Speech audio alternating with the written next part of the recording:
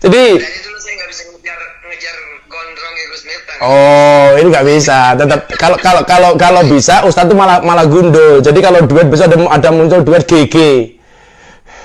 Gundo dan gondrong. Jadi kalau saya melihatkan begini, kayak Ustadz Yusuf Mansur ini, uang 100.000 itu mau diinjak-injak kayak apa, itu tidak akan mengurangi nilai 100.000-nya. Ya kan?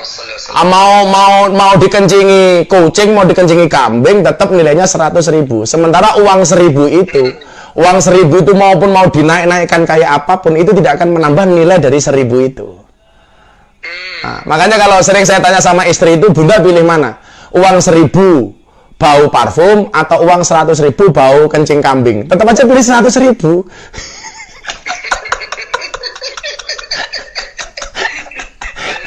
Iya. Karena Bunda udah gak bisa nyium. Nyium Gus Miftah terus. Makanya kalau kita hari ini menghadapi virus seperti ini, sikap seperti apa yang paling pas Ustadz untuk kita Ustadz? Sebenarnya kan kita mesti terima kasih sama Allah ya. Wabah yang dikasih, bencana yang dikasih ini yang tidak langsung mematikan. Ada spare waktu. Kalaupun kita dipilih oleh Allah sebagai yang mati, sebagai yang kena. Coba kalau misalkan satu negeri dikasihnya misalkan tsunami serentak seluruh kota, mana bisa kita bertobat? Nggak ada persiapan Ustadz ya? Nggak ada persiapan, langsung selesai. Umpama erupsi total gitu ya, Gunung Merapi, seluruh Gunung Merapi bergerak, dan kemudian kita gempa, nggak ada kesempatan. Nah makanya kan fokus kita sebenarnya kan harusnya bukan ke coronanya, tapi fokus kita ke istri kita yang lagi marah sama kita itu. Makanya gara-gara lockdown itu kan banyak orang berdiam diri di rumah. Deket-deket kalau mau megang aja cuci tangan. Nah karena berdiam diri di rumah, stay di rumah ya negatif corona, positif hamil Ustadz. Dan makanya katanya lock, kunci down yang bawah, mesti kunci yang bawah. Insya Allah. Jadi Gus, kalau orang fokusnya kepada corona, nanti yang terjadi apa? Makin terlalu banyak persyaratan, makin terlalu banyak peraturan, makin terlalu banyak kita nggak bisa ngapa-ngapain. Karena fokus kita kepada coronanya, bukan kepada yang menciptakan coronanya, bukan kepada yang mengatur corona siapa yang kena, bukan kepada yang mengendalikan corona siapa yang kemudian kena, gitu loh. Ini masalah buat kita, kayak kita kehilangan duit.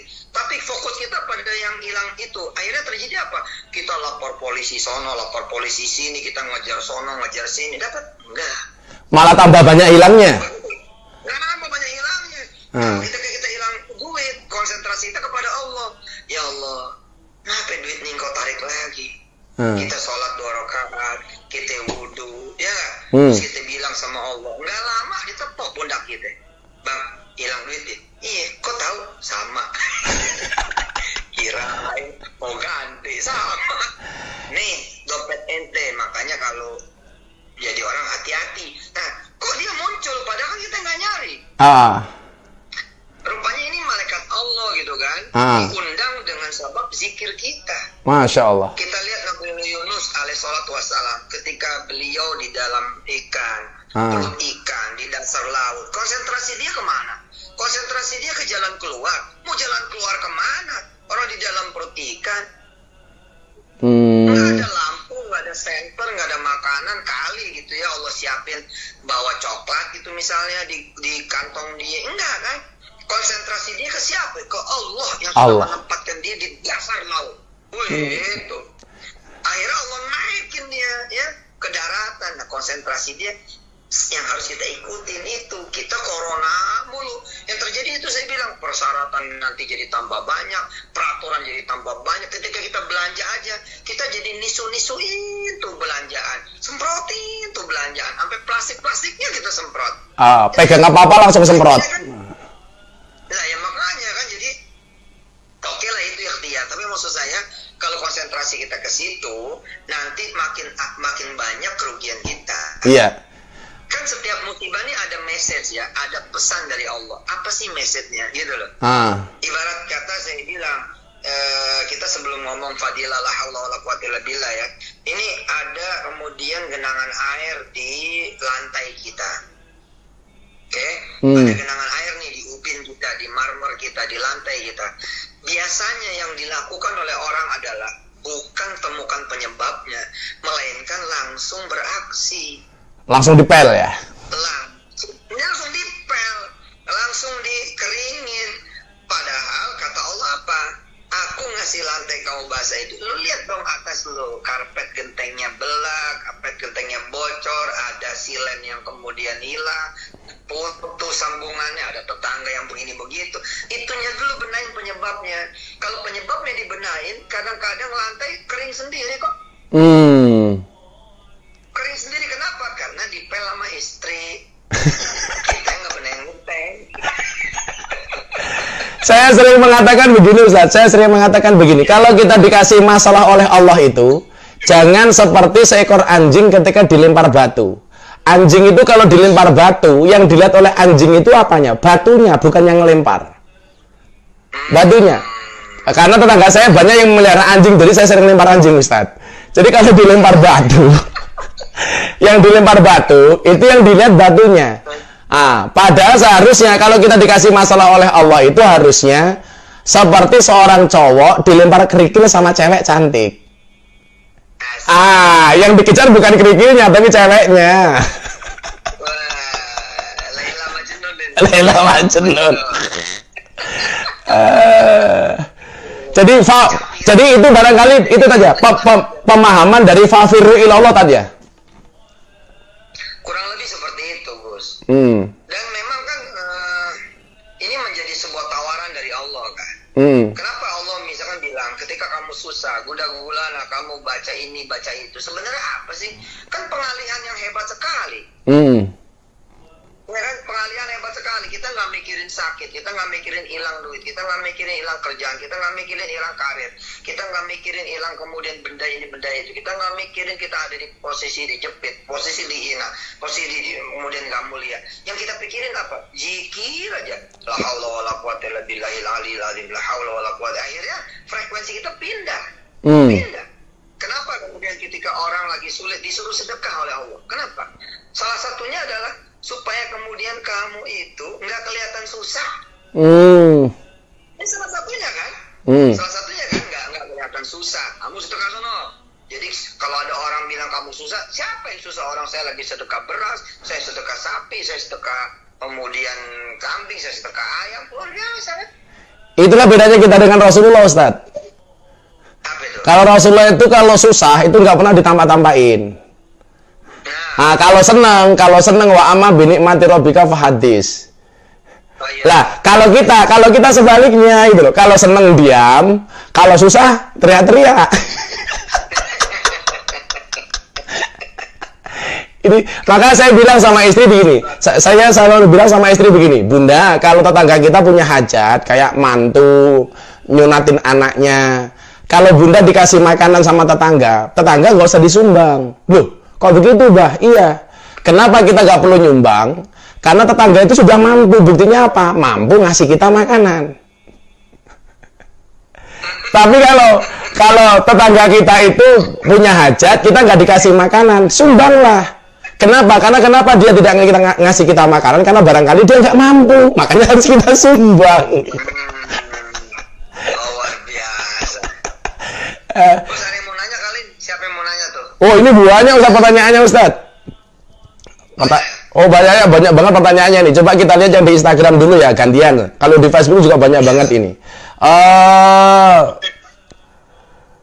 Coba kita cari pertanyaan yang ini. Oh, malah miss you abah ini apa? Kita lihat. Ini Ustaz, pertanyaan sederhana dari Siwabi Ahmad. Iktikaf apakah harus di masjid di masjid saja? Mohon penjelasannya. Iktikaf. Wah, ini yang bisa jawab Gus Miftah. Aku saja yang jawab. Jadi kalau dalam kitab Bulughul Maram itu Mas Ahmad, la i'tikafa illa bi masjidin jami'. Tidak, kalau niatnya i'tikaf itu tidak ada i'tikaf kecuali di masjid jami'. Masjid jami' itu kalau bahasa orang gampangnya masjid yang digunakan untuk Jumatan. Makanya jami' untuk Jumatan. Untuk jamaah. Ya kalau kaitannya dengan hadis itu maka i'tikaf harus di masjid. Tapi kalau dzikir, qiyamul lail, bangun malam tidak harus di masjid. Ini pertanyaan dari Facebook untuk Ustadz Yusuf Mansur. Pertanyaannya tadi mana ya?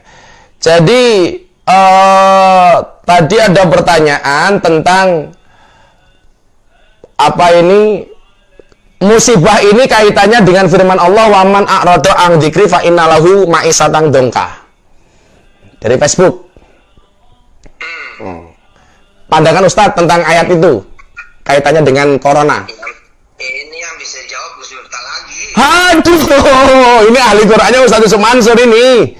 Enggak, ini Gus Miftah jawabannya top terus. Apa Gus?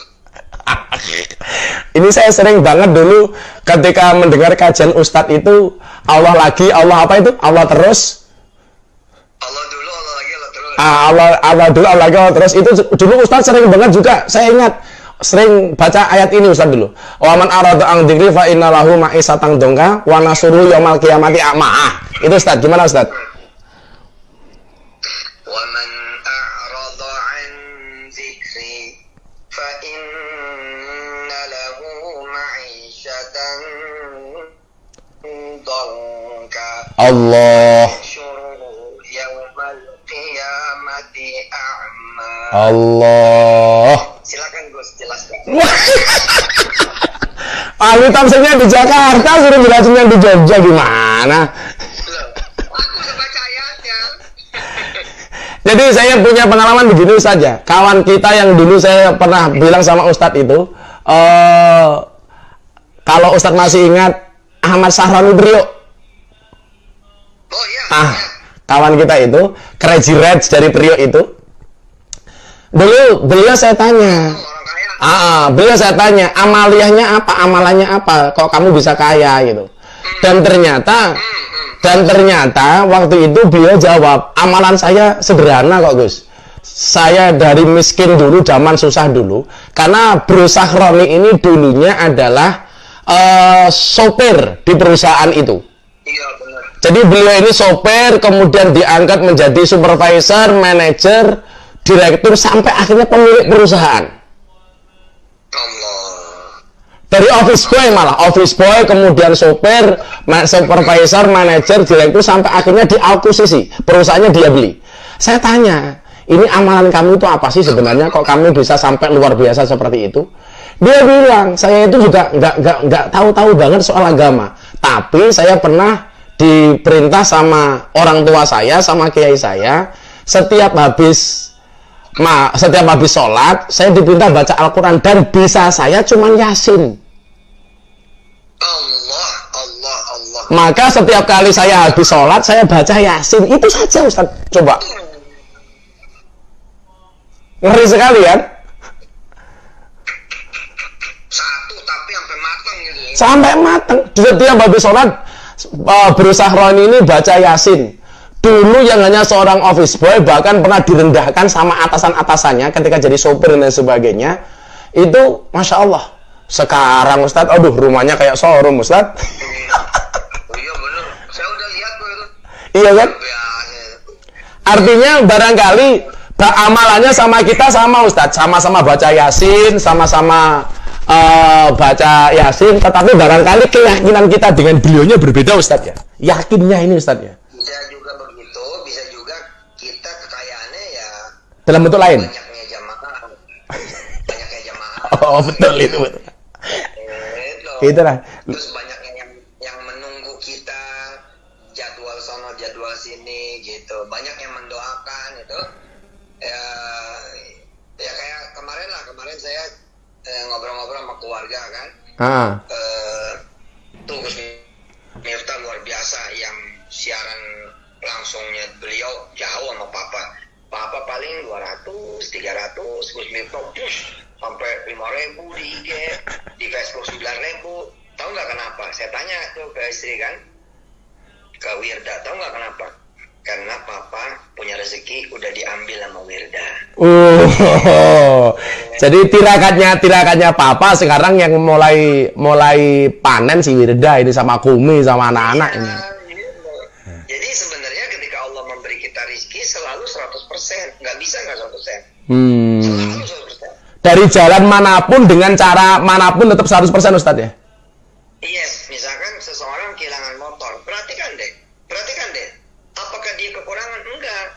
Ternyata pada detik-detik dia kehilangan motor, istrinya hamil. Masya Allah. Kan 100% juga, gitu kan? Saya senangnya ngobrol sama Ustadz ini loh. Selalu ada sisi-sisi positif di balik kekurangan yang ada ini loh. Menghibur hati. Maka saya kalau ketemu Ustadz bilang begini ya, melupakan Allah itu dosa, melupakan orang tua itu durhaka, melupakan Ustadz Yusuf Mansur, mana bisa? Melupakan Allah itu dosa, melupakan orang tua itu durhaka, melupakan Ustadz Yusuf Mansur, mana bisa? Aduh, saya mau nyium Gus Miftah, saya normal ini. Karena selalu ada sisi positif ketika kemudian orang lain, kata begini, saya itu sampai hari ini sama istri itu heran begini kan, buahnya hujatan, kadang-kadang bulian yang menurut saya udah di luar logika lah. Tapi dengan santainya Ustadz membalas, mereplay hujatan mereka dengan doa, kemudian dengan hati yang sangat besar diposting di Instagram. Itu kan bagi saya subhanallah Ustadz. Nggak semua orang bisa Ustadz. Nggak semua orang bisa gitu. Makanya ini bener the real guru kita ya ini luar biasa ini. Ini contoh ya, contoh ketika saya dilaporkan sana, laporkan sini. Ini contoh aja. Habis lah waktu itu kira-kira 5-8 kepolisian dilaporkan, kurang lebih lah. Ada aja mulai dari Baraskrim, Mabes Polri, Polda Metro Jaya, Polda Jatim, Polda DIY, Polres Solo, Surakarta ya, kemudian Bogor, kemudian Medan. Ya betul, Medan. Dan ada lagi di Jabar, udah mulai dengar saya ada di Jabar. Saya bilang sama diri saya dan sama keluarga, ya inilah ibadahnya kita. Ibadah kita ini BAP. Ibadah kita ini kita diperiksa polisi. Ibadah kita ini adalah kita menerima segala macam ucapan gak enak. Ibadah kita ini adalah ibadah tertinggi, yakni ibadah baik sangka dan sabar. Masya Allah. Ada rencana Allah yang bakal luar biasa, yang bakal kita terima. Allah. Pada satu masa terjadi Gus. Jadi udah meningkat nih, wah gitu, udah kayaknya posisi saya kejepit. Dan saya kan nggak pernah berhasrat cerita kayak begini. Kalau cerita kayak begini zaman dulu, kesannya kan jadi bela diri. Iya. Jadi berbalas pantun lah. Iya, jadi saya cenderung kalau ada orang bilang, tukang bohong, ya alhamdulillah, besok nggak bohong lagi gitu. Nggak gimana. Dan saya menjadi saksi itu ketika kita sarapan di hotel Jogja itu, ada orang nyamperin kita bilang sama Ustadz, gimana Ustadz kasusnya? Dan waktu itu Ustadz bilang, doain saja, saya yang salah. Waktu itu saya bilang begitu, saya ingat betul itu. Luar biasa ini. Nah, waktu itu kan kira-kira tahun 2018 ya kan, itu orang-orang yang ngasusin apa segala macam kan memang nggak tau lah, Allah pilihin kan lewat tangan siapa menguji kita toh. Dari 2014, 2015, 2016, 2017, pokoknya isinya kasus terus. Di sana sini kasus terus. Gus Miftah mau bantuin, saya bilang Gus doain aja gitu aja terus. Terus kemudian izin Allah SWT ya Gus Miftah juga jalan dan teman-teman juga jalan, Riyadh apa segala macam doain. Tiba-tiba nih ada satu hari, waktu itu saya pengen kita ekonomi umat jaya. Kita pengen umat nih punya gitu ya, punya perbankan, punya fintech, punya yang tidak dimiliki oleh kita. Selama ini kita ngomong kan, oh, apa-apa punya orang, apa-apa punya umat yang lain, apa-apa punya orang, apa-apa punya umat yang lain. Ya udah, ayo kita bikin kan begitu. Nah, tiba-tiba saya dipanggil sama Bank Indonesia. Pak Ustadz, ini kita udah mau final, mau ngumumin siapa yang berhak atas izin imani 2018.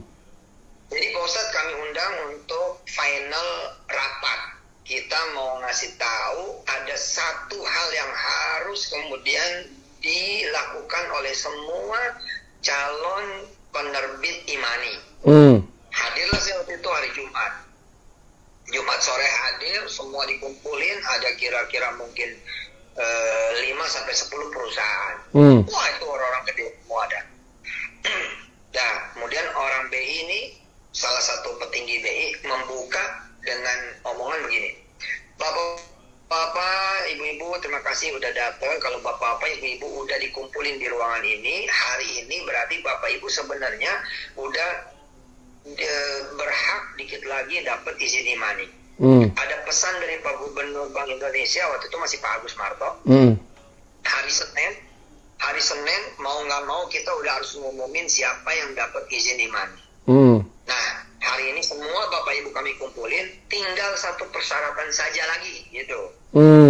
Jadi setelah menuhin semua persyaratan, kata si pejabat ini, semua sudah memenuhi persyaratan, tinggal satu saja persyaratannya gitu. Wah, semua bergemuruh nih. Wah, apa ya gitu kan. Tahu nggak apa? Persyaratannya adalah tolong ada clearance, clean and clear dari kepolisian, pengadilan, kejaksaan, bahwa Anda tidak sedang dalam masalah hukum. Ciut hati saya, kecil hati saya. Itu kan yang lagi saya hadapi kan. Lagi rame-ramenya ya? Itu.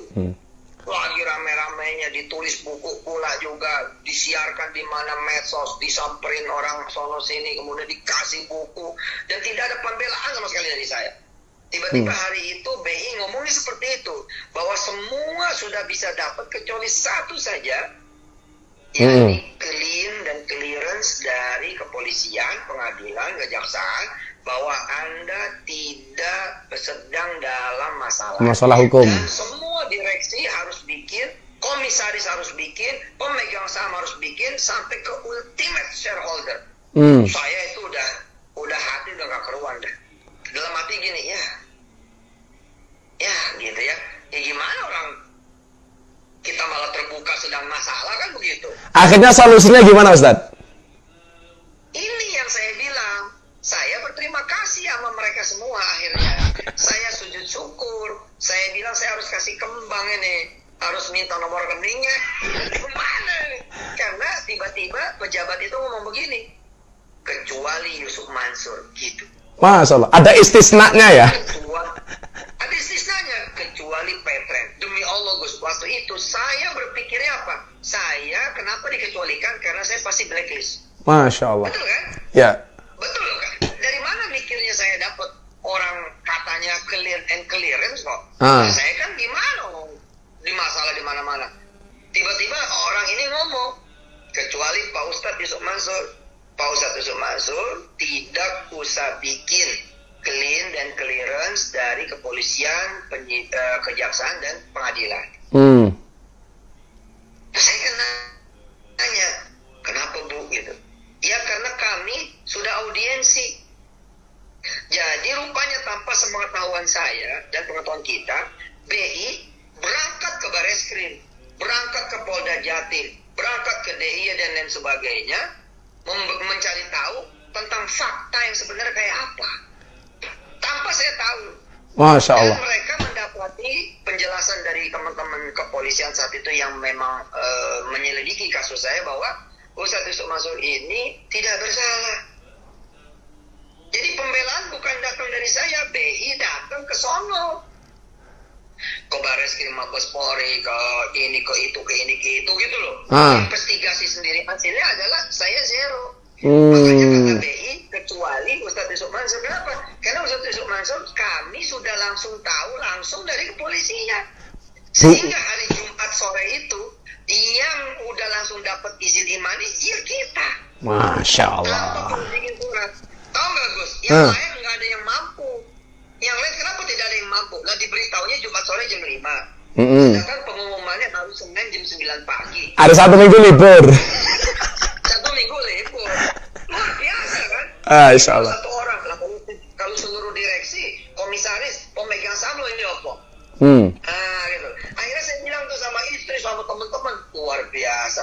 Kita harus terima kasih nih sama yang selalu gangguin. Harus terima kasih sama yang selalu kemudian ngelaporin. Kenapa? Mereka itulah titik poin paling hebat ketika masa kritis. Mereka yang justru menjadi pintu pembuka kita dapat. Allah, ini luar biasa. Maka saya sering mengatakan begini, adanya itu orang susah ngomongin orang seneng, nggak mungkin orang seneng ngomongin orang susah. Artinya kalau banyak orang yang ngomongin kita ya bisa disimpulin yang ngomongin barangkali susah, makanya ngomongin orang seneng. Yang ada itu orang kecil kayak kita ngomongin Pak Jokowi, nggak mungkin Pak Jokowi ngomongin kita. Ustaz, ini masih 2 menit karena Instagram itu cuma 1 jam, Ustaz. Ayo, kasih pesan-pesan untuk kita semuanya, Ustaz. Gini aja, terakhir kita doa aja buat semua teman-teman, mudah-mudahan tangguh, Amin. sabar, baik sangka, kuat, dan menjelma menjadi orang-orang hebat, orang-orang mulia, orang-orang kaya, orang-orang yang bukan saja lepas dari kesulitan, tapi kemudian dapat iman yang luar biasa. Amin ya Allah, amin. Bukan cuma sembuh, bukan cuma terjaga, tapi dapat iman yang luar biasa besar, insya Allah. Amin. Kita juga doain Bunda. Amin ya Allah. Bunda sembuh total, Amin. dapat keajaiban. Amin ya Allah. Dan mudah-mudahan Gus Miftah bisa mengirimkan kacamatanya ke saya. Siap, nanti saya kirim kacamata berikut rekening Ustaz ya. Ala hadiniya wa likul niyatin salihah. Al-Fatihah. A'udzubillahi minasyaitonir rajim. Bismillahirrahmanirrahim. Alhamdulillah. Alhamdulillahi rabbil alamin. Ar-Rahmanir Rahim. Maliki yaumiddin. Iyyaka Iyyaka na'budu na'budu wa wa iyyaka iyyaka nasta'in. nasta'in. Ihdinas siratal mustaqim. Siratal ladzina an'amta 'alaihim ghairil maghdubi 'alaihim waladdallin. Amin. Hilang corona dari seluruh dunia. Nggak bakal ada corona dan Ramadan bebas corona. Amin. Allah tarawih berlimpah. Amin. Amin. Makasih Ustaz ya. Gus. Ya, salam untuk Mbak Mai sama Wirda dan adik-adik. Peluk cium dari istri saya buat Bunda. Ya, Bunda, terima kasih. Makasih Ustaz. Waalaikumsalam. Ya, Assalamualaikum warahmatullahi wabarakatuh. Alhamdulillahirabbil alamin. Kita sudah terhubung tadi dengan Ustadz Yusuf Mansur dan kita mohon maaf malam hari ini gak bisa tanya jawab ya karena kita mendapat banyak wejangan dari Ustadz Yusuf Mansur. Mudah-mudahan bermanfaat. Terima kasih, bisa ketemu besok lagi insyaallah. Sekali lagi, kalau bumi ini di lockdown dengan keadaan corona ini, yakinlah pintu langitnya masih terbuka.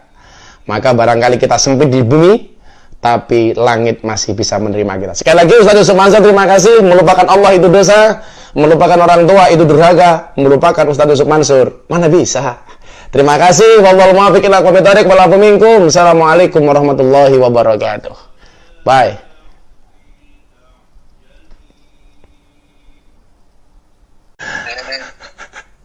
Jadi Dari dulu saya nggak bisa ngejar gondrong ya Gus Miftah. oh, ini nggak bisa. Tetap kalau bisa Ustadz tuh malah gundul. Jadi kalau duet bisa ada muncul duet GG. Gundul dan gondrong. Jadi kalau saya melihatkan begini, kayak Ustadz Yusuf Mansur ini, uang 100.000 itu mau diinjak-injak kayak apa, itu tidak akan mengurangi nilai 100.000-nya. Ya kan? Mau dikencingi kucing, mau dikencingi kambing, tetap nilainya 100.000. Sementara uang 1.000 itu maupun mau dinaik-naikkan kayak apapun, itu tidak akan menambah nilai dari 1.000 itu. Nah, makanya kalau sering saya tanya sama istri itu, Bunda pilih mana? Uang 1.000 bau parfum atau uang 100.000 bau kencing kambing? Tetap aja pilih 100.000.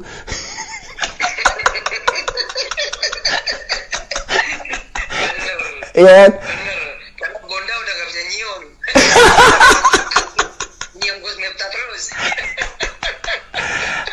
Makanya kalau kita hari ini menghadapi virus seperti ini, sikap seperti apa yang paling pas Ustadz untuk kita Ustadz? Sebenarnya kan kita mesti terima kasih sama Allah ya. Wabah yang dikasih, bencana yang dikasih ini yang tidak langsung mematikan. Ada spare waktu, kalaupun kita dipilih oleh Allah sebagai yang mati. Mana kebanyakan manusia hatinya telah mati. Maka hidupkanlah malam nisfu Sa'ban. Amalan apa yang bisa kita lakukan di malam nisfu Sa'ban?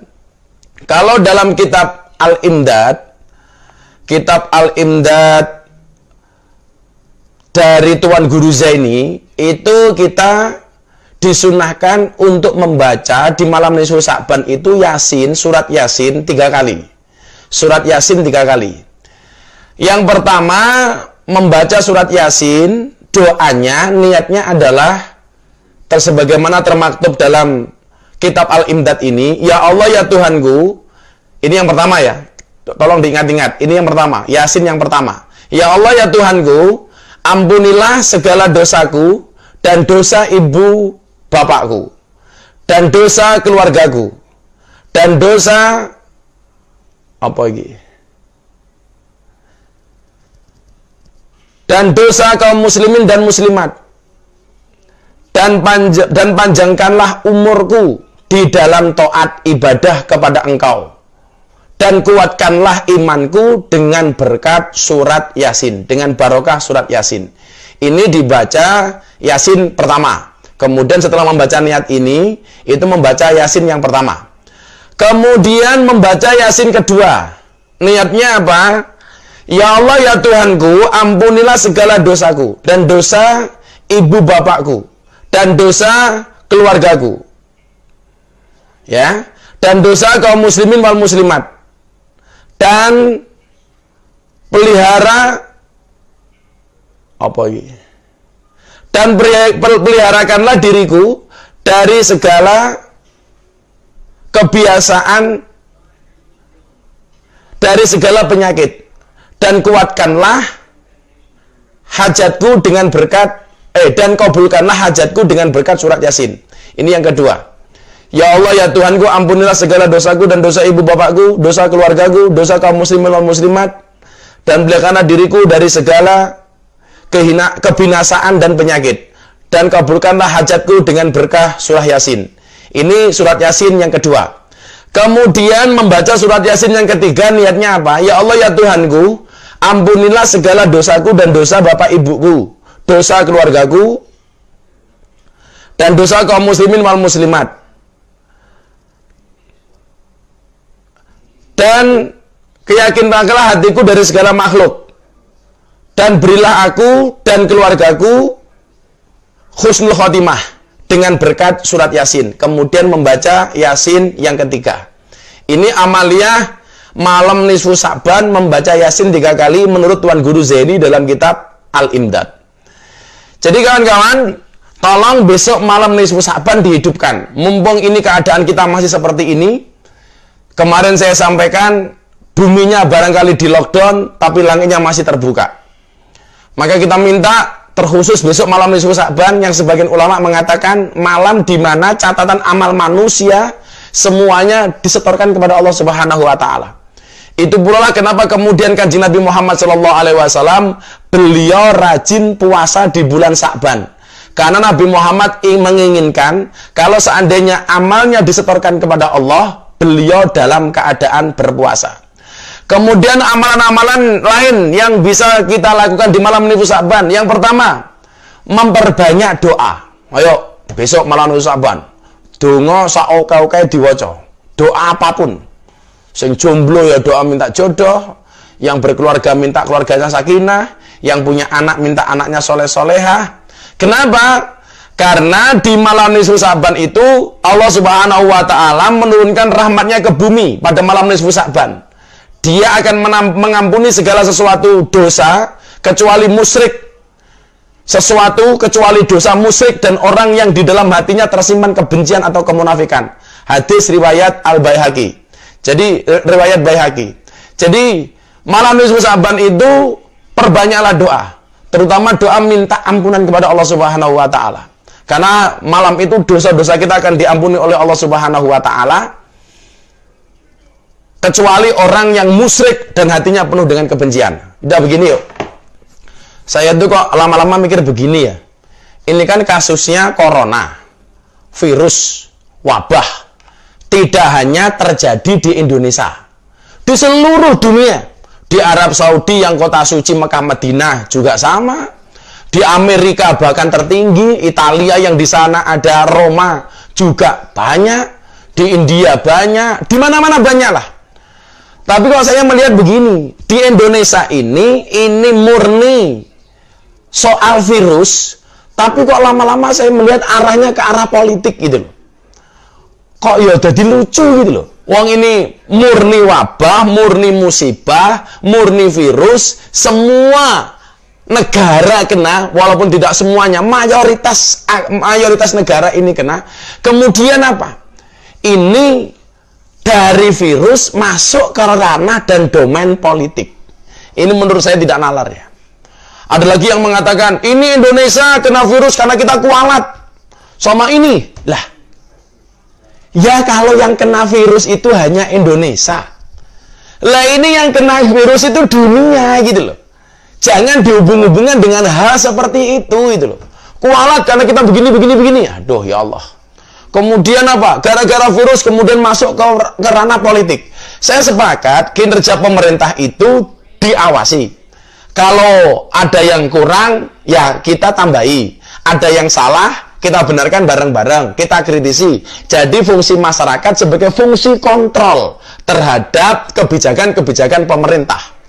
Tapi saya tidak setuju kemudian ketika ini masuk ke wilayah politik. Umpamanya, oh ini Pak Jokowi nggak pecus ngurusi corona, saatnya kita turunkan atau mundur saja.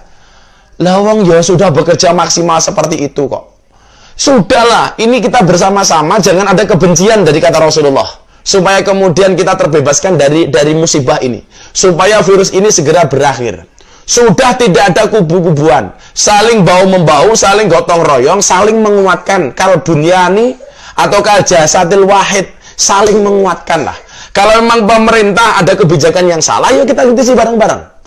Termasuk kemarin, saya sepakat itu. Kalau kemudian memang benar narapidana koruptor mau dikeluarkan umpamanya, ayo kita kawal bareng-bareng, jangan sampai ini terjadi.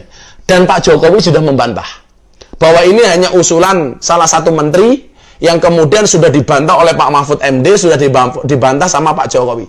Dan lagian juga saya pikir menteri-menteri itu di musim-musim kayak gini, di kondisi seperti ini, jangan mengeluarkan keputusan atau usul-usul yang kontroversial. Makanya benar lah, kalau memang tidak bisa, mendingan diam lah. Maka ini kan ada beberapa menteri yang tidak terlalu banyak ngomong, tetapi kinerjanya luar biasa. Nah, jadi itu ya. Mumpung ini besok malam nisfu Sa'ban, yuk kita minta doa supaya Indonesia diselamatkan oleh Allah dari semuanya, termasuk dari virus corona ini.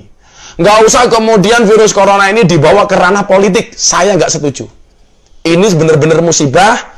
Kita butuh gotong royong, kita butuh bersama-sama. Kalau memang kita tidak bisa membantu pemerintah dengan apapun, ya kita bantu dengan pemerintah dengan cara apa? Diam di rumah, tidak kemana-mana. Kan begitu. Yang pertama, amalan malam Nisfu Sa'ban, apa tadi? Memperbanyak doa. Karena malam itu Allah menurunkan rahmatnya ke muka bumi. Dosa semuanya diampuni kecuali musyrik dan orang-orang yang mempunyai kebencian di dalam hatinya. Menurut hadis riwayat Baihaqi. Kemudian yang kedua apa? Membaca 2 kalimat syahadat sebanyak-banyaknya. 2 kalimat syahadat ini termasuk kalimat yang mulia. 2 kalimat ini sangat baik dibaca kapanpun dan dimanapun, terlebih di malam nisfu Sa'ban. Ulangi syahadatnya, perbanyak. Jadidu imanom biqauli la ilaha illallah Muhammadur Rasulullah. Nah, kemudian yang ketiga, memperbanyak membaca istighfar. Karena tidak ada satupun manusia yang bersih dari salah dan dosa. Karena itulah manusia, al-insanu mahal khata' wan nisyan. Maka pada malam Nisfu Sa'ban itu banyak membaca istighfar. Istighfar yang pendek, astagfirullahaladzim, astagfirullahaladzim boleh. Astagfirullahaladzim alladzi la ilaha illallah. Astagfirullahaladzim seperti habis sholat kayak teman-teman NO itu boleh. Ya. atau sayyidul istighfar, Allahumma anta rabbi la ilaha illa anta khalaqtani wa ana abduka wa ana 'abdika wa adika mastata'tu, dan seterusnya boleh. Boleh. Jadi perbanyak membaca istighfar.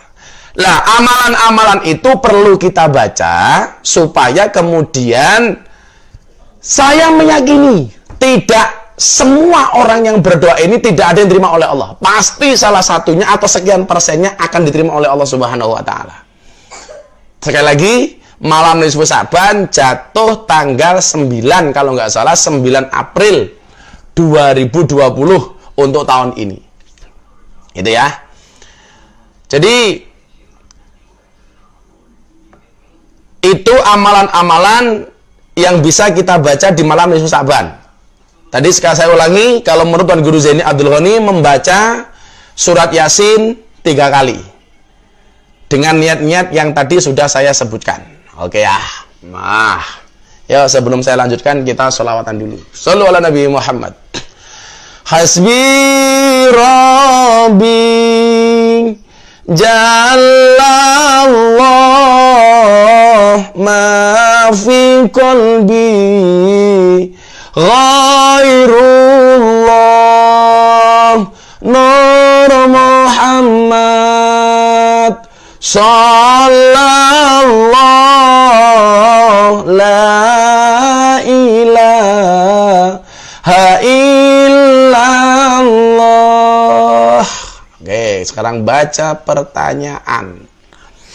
Yang pertama, El-Baha, rokok menurut kalangan NU gimana Gus? Menurut orang NU rokok itu dihukumi makruh. Makruh. Kalau Muhammadiyah haram. Orang NU rokok hukumnya makruh, tapi bisa menjadi haram. Kapan? Ketika rokok itu umpamanya membahayakan. Seperti orang yang kena penyakit jantung. Kalau ngerokok dia semakin parah, maka dia diharamkan untuk merokok. Kemudian ibu-ibu hamil itu menjadi haram. Tapi awal mulanya NU menghukumi rokok itu makruh. Oke ya. Apa lagi? Kita baca. Oh, ini nih. Saya banyak mendapat pertanyaan tentang ini.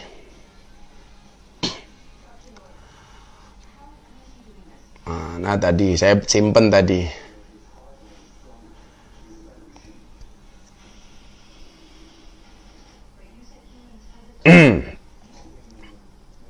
Ini ya.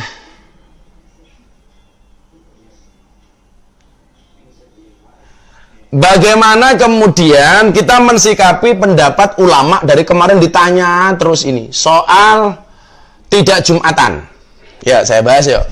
Jadi begini, hukum sholat Jumat itu wajib. Saya ulangi, wajib dalam keadaan normal ya, bagi setiap mukallaf. Mukallaf itu siapa? Jadi sholat Jumat itu wajib bagi laki-laki yang mukallaf. Mukallaf itu adalah balihun wa akilun. Orang yang baligh dan berakal. Ini semuanya wajib menunaikan sholat Jumat. Kemudian merdeka yang tidak memiliki uzur. Tidak ada halangan. Ini sebagaimana Allah firmankan dalam surat Al-Jumu'ah ayat 9. Yang menuntut umat Islam untuk menghadiri panggilan sholat. Gitu kan? Kemudian Rasulullah Muhammad SAW mengatakan begini, man taraka salasa jumu'atin min ghairi udrin, barang siapa yang meninggalkan 3 kali ibadah sholat Jumat tanpa udzur, niscaya ia ditulis sebagai orang yang kafir, nifak atau munafik. Hadis riwayat Tabrani. Itu dalam keadaan normal. Lah, sekarang bagaimana himbauan majelis ulama atau bahkan kita punya Nahdlatul Ulama Jumatan atau sholatnya di rumah saja karena virus ini? Itu berarti ada uzur, biudrin. Yang meninggalkan 3 kali tanpa udzur itu baru munafik. Kalau ada udzurnya, kalau ada alasannya, itu nggak ada masalah. Adapun udzur yang dapat menggugurkan kewajiban mengikuti sholat Jumat dan kesunahan menghadiri sholat jamaah adalah sebagai berikut. Nah iki, semuanya harus kudu nang masjid. Lara Jumatan berarti munafik, kafir. Nah, kalau udurnya seperti ini itu boleh nggak Jumatan? Yang pertama, hujan yang dapat membasahi pakaiannya. Dulu zaman Rasulullah hujan saja nggak Jumatan nggak apa-apa kok. Udurnya terus banget. Nanti kita kelebus, nggak Jumatan nggak ada masalah. Kemudian salju. Kan yang Indonesia serah mungkin lah ono salju. Kemudian dingin baik siang maupun malam. Dalam keadaan dingin banget menggoda. Siang maupun malam, nggak Jumatan nggak apa-apa. Kemudian sakit berat yang membuat sulit untuk mengikuti sholat Jumat dan sholat jamaah. Itu nggak apa-apa. Kalau kemudian sakit ringan seperti panas, padas, batuk, flu, pusing atau sedikit demam, tidak termasuk udur. Sholat Jumatan tidak boleh. Sakit berat. Kemudian yang kelima, kekhawatiran atas gangguan keselamatan jiwanya, kehormatan dirinya atau harta bendanya. Lah, 5 jenis uzur ini dicarikan dari pandangan keagamaan. Maka kalau menurut lembaga Basul Masail Nahdlatul Ulama tentang pelaksanaan sholat Jumat di daerah terjangkit COVID-19, dikutip dari kitab Minhajul Qaum karya Ibnu Hajar Al-Haytami, demikian orang yang tidak melaksanakan 3 kali ibadah sholat Jumat karena uzur COVID-19 tidak termasuk ke dalam golongan orang yang dimaksud dalam hadis tersebut. Jadi dia tidak termasuk munafik walaupun meninggalkan sholat Jumat. Karena uzurnya adalah ada COVID-19 atau corona.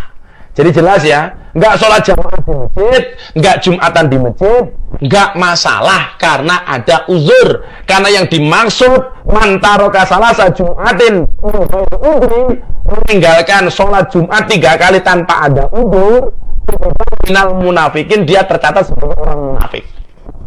Tapi kalau ada uzurnya tidak munafik.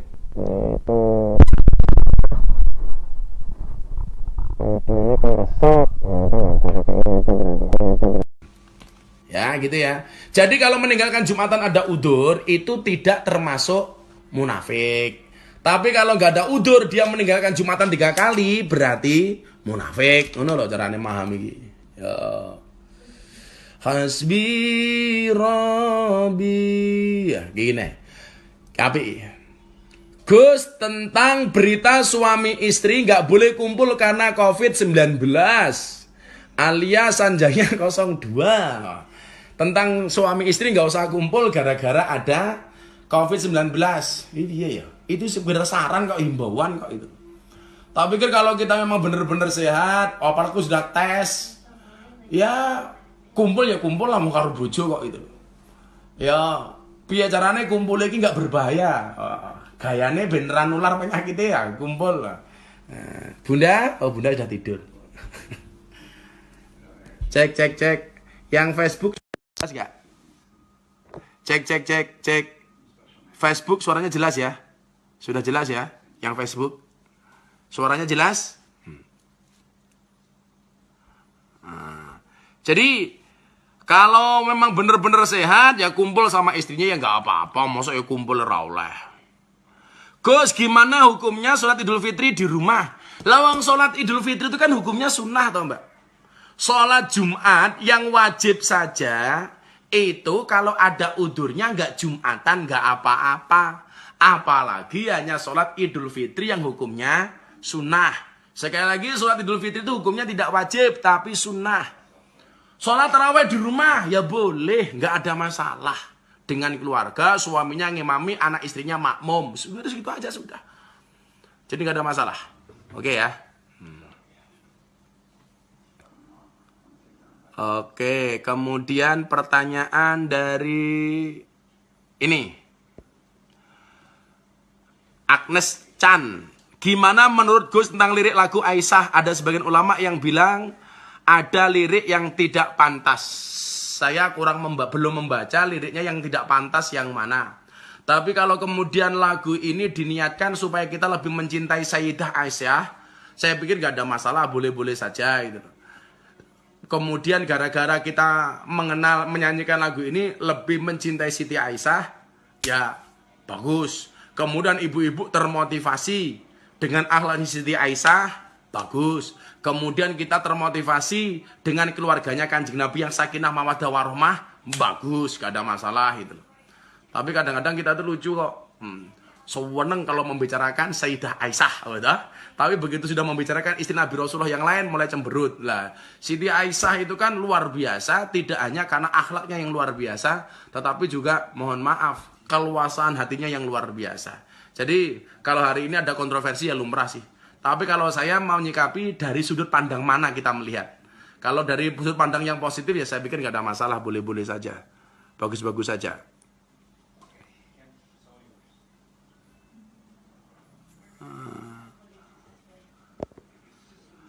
Gus, kalau misal suami ngurus anak yang masih umur 4 tahun dari Jumat, itu tidak Jumatan karena sama sekali istri sedang bekerja, itu hukumnya apa? Ini tidak termasuk udzur. Ya anaknya dibawa Jumatan sekalian kan nggak apa-apa gitu loh. Jangan ngurusi anak kemudian malah lali ninggal ke Jumatan gara-gara istrinya bekerja. Itu tidak termasuk udzur. Tidak termasuk udzur. Maka ngurusi anak itu bukan udzur itu loh. Maka kalau bisa ya anaknya baru 4 tahun dia bawa ke masjid nggak apa-apa. Anak cewek nggak ada masalah dibawa aja ke masjid.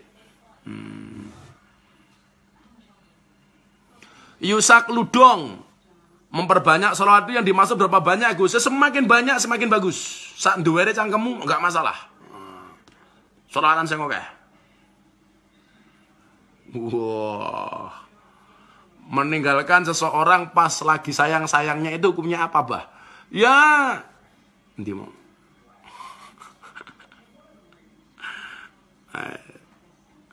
Meninggalkan seseorang pas lagi sayang-sayangnya itu hukumnya apa, Bah? Ya tergantung lah, suami istri ya nggak boleh. Kalau cuman pacar, ngomong pacar ya, buang kalen. Buang kalen. Ya makanya segera menikah. Kalau menikah kan ada ikatan. Kalau belum menikah tidak ada ikatan. Makanya menikahlah. Mumpung ini di musim corona. Kalau menikah di musim corona kan ngirit, nggak perlu ada resepsi. Cukup ijab tok, rampung. Maka kalau orang belum bisa move on gara-gara sayangnya minggat, hati-hati. Selesaikan dulu urusanmu dengan masa lalumu. Tak baik menjalin hubungan dengan orang baru, namun hatimu masih tertinggal di tempat yang dulu. Ya, selesaikan dulu urusanmu dengan masa lalumu. Tak baik menjalin hubungan dengan orang baru, namun hatimu masih tertinggal di tempat yang dulu. No. Gue udah tinggal sayang-sayangin nangis. Lah, ingat ya, kamu terlalu pelupa, aku terlalu perasa. Oke.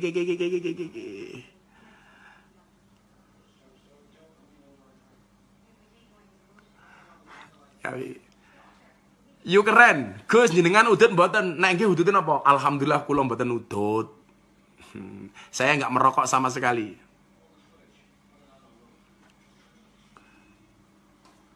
Ya, lanjut pertanyaan. Oke. Kemudian siapa lagi nih? Jodisa, tip buat anak umur 20 tahun, Gus. Apa ya? Jaga diri. Jangan mudah menyerah. Sesulit apapun jalannya, jangan pernah berpikir untuk menyerah.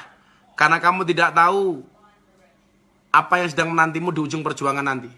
Baru umur 20 tahun, semangat, megawe, ikhtiar. Jangan malesan. Orang bener turur atau nyambut gawe, nggawe status WA akan indah pada waktunya. Ndang tangyo, turumu miring, obatmu ndang diombe. Ya. Rasa sayang-sayangan, rasa cinta-cintaan dhisik. Engko lak yo wancine ketemu judul ae ketemu. Saya kemarin ditanya, apa bedanya sayang karo cinta? Sayang itu umum, tapi cinta itu satu. Makanya aku sayangnya ke semua orang, tapi cintaku hanya ke kamu saja, istriku. Ya, no lo. Ndang tambah Gus. Ora tambah-tambahan. Dewa Agung, Gus carane ben bagus pripun? Yo ngaca. Aduh sing ganteng. Karo ndonga Allah makama hasan ta khalqi fa hasin khuluqi.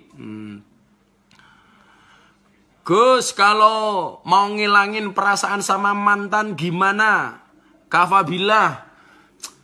Mantan tuh nggak usah dikenang. Emangnya mantanmu pahlawan. Maka katakan, buanglah mantan pada tempatnya. Mantan diling-iling. Rasa ngiling-ngiling mantan. Ya. Guyoni wae, bagiku kau candu, bagimu aku canda. Oke. PSS Sleman, Ale lawan Corona, Dian Zaki Gautama. Insya Allah besok tanggal 15 saya ada rapat komisaris PSS.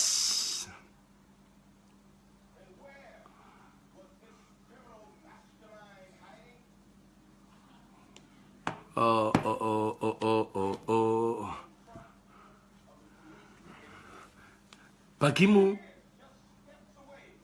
Bagiku kamu candu. Bagiku kamu candu. Bagimu aku canda. Nangis. Gus nek nikah mahare motor kredit pripun? Alah kere. Mbok saonone wae ra kudu motor. Motor kreditane gaya. Ndune dhuwit 1.000 duwe sandal jepit ora usah diwangi utang. Malah diwangi utang desa.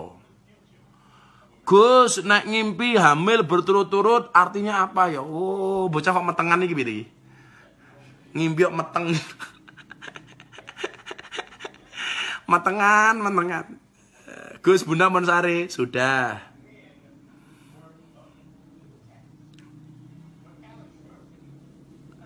Gus, kalau ada orang ngutang sama kita, terus orangnya lupa, kita nggak berani nagih dan belajar merelakan, apa kita juga berdosa? Lah aku merelakan ya apik. Ngono lho, aku lah bangsa utang piutang ki males ya. Orang itu kalau mau ngutang, yang mau kita utangi, yang kita datangin disuruh ngutangi kita, itu seperti malaikat penolong. Tapi gantian yang punya utang ini ditagih, ya Allah, kaya malaikat maut tak kandhani. Lah utangnya raine mau manis kaya madu ditagih, ya Allah, kaya bol pitik sing arepe ngendok. Gus, hukum janda 2 kali. Oh, kowe celuta kok jenengane dadi rondo. Gus, hukum janda 2 kali. Mila ya rabi ki tenanan, aja niat dadi rondo. Cita-cita pengen jadi janda. Yo alah Gusti, janda semakin di depan.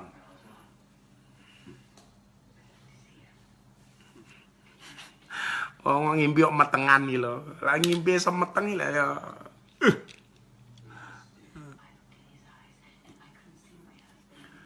Gus, kalaupun orang berutang berangkat haji, gimana? Ya tidak membatalkan hajinya, tapi mulai hutangnya tetap dibayar kok. Mulai haji hutangnya lunas. Tova, Gus, kalau ketemu janda cantik menggoda kita harus seperti apa menyikapinya? Lah aku seneng lamar, halalkan. Orang anu tinggalkan. Oh, no kok. Malah mau beribi. Kaosnya saya Gus, tuku ning pondok. Nah, tuku ning pondok. Nang koperasi pondok kan baca santri itu. Bunda lagi nungguin, Bunda lagi sare.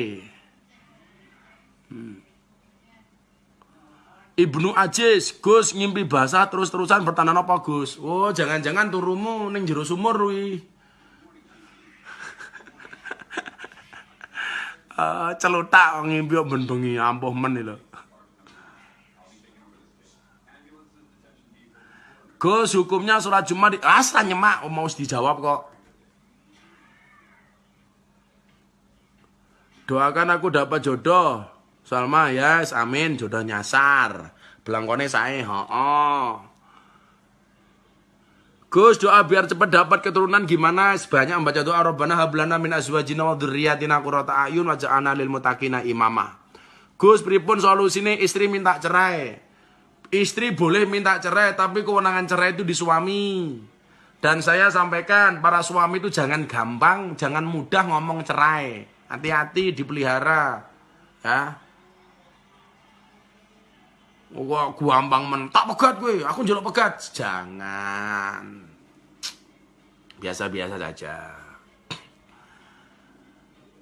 Ya.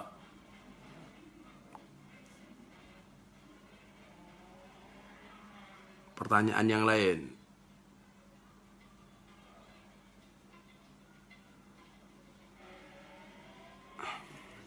Apa wi? Dari Asif Muntaha.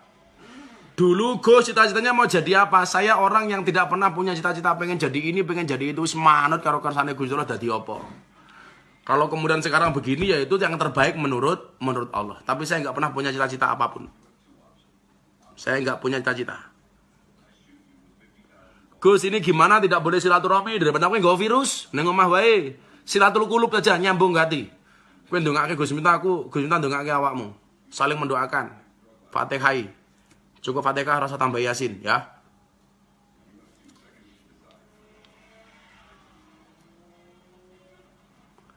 Gus apa boleh umroh dulu baru haji? Yusak ya boleh. Apa?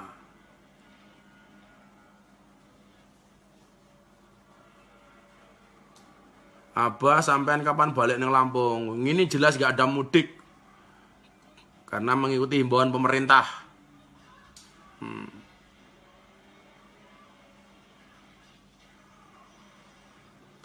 Gus amalan buat yang lagi datang bulan pas malam nisfu Sa'ban.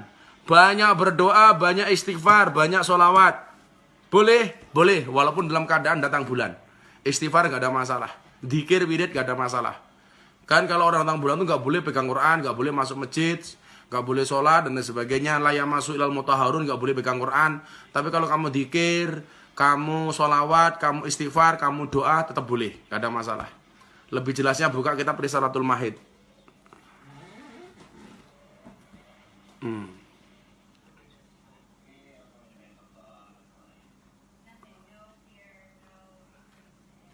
Gus pripun carane nebus doa dari zina? Ya jangan ngulangi lagi, menyesal, sholat taubat, minta ampunan kepada Allah, banyak membaca istighfar, jangan diulangi lagi. Nah ya. Gus kok sholat Jumat di rumah ya? Setahu saya bukan sholat Jumat di rumah, tetapi apa namanya diganti dengan sholat duhur. Lah sholat Jumat neng omah kita terserane kepiye aku ora paham ya. Ngopo kok Jumatan dhewe, engko khotbah dhewe ngono ya. Diganti sholat duhur saja. Diganti sholat duhur saja. Menghilangkan rasa dendam. Minta doanya dari Raisa Firmanto. Apa sih? Pentingnya dendam itu untuk apa sih gitu? Kok nambah-nambah penyakit hati saja? Doa aja yang banyak. Rabbi shrah li sadri wa yassir li amri wahlul 'uqdatam min lisani yafqahu qawli. Wah Bang Roni Kingdom nongol endi Roni? Oi Ron. Roni, ben endi Ron? Gus hukumnya megang Al-Qur'an tanpa adanya wudu enggak boleh. La yamassuhu illal mutahharun. Janganlah kamu menyentuh Al-Quran kecuali dalam keadaan suci.